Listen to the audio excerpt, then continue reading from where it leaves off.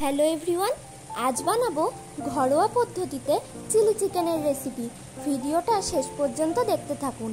সবার প্রথমে আমি বোনলেস চিকেনের মধ্যে আদা রসুন বাটা, ভিনিগার, গোলমরিচ গুঁড়ো, লঙ্কা গুঁড়ো আর লবণ দিয়ে ভালো করে ম্যারিনেট করে নিচ্ছি।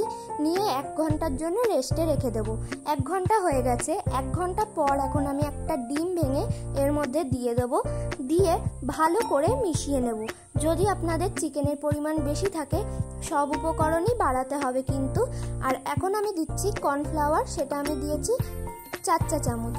আর এখন দিয়ে দিচ্ছি 1 বাটি ময়দা, ছোট বাটির 1 বাটি ময়দা দিচ্ছি আমি। এবার এইটাকে ভালো করে মিশিয়ে নিতে হবে।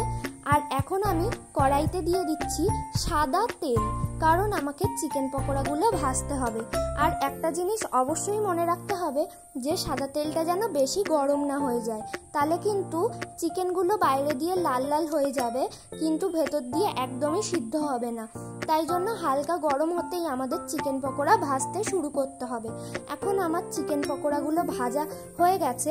আমি এখন তুলবো এবং আবার একটা পার্ট ভেজে আমি চলে আসছি স্টেপ 2-তে।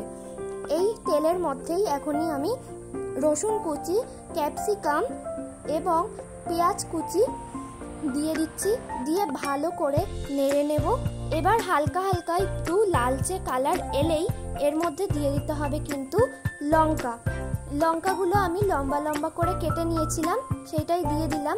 এবার দিয়ে দিচ্ছি অল্প লবণ।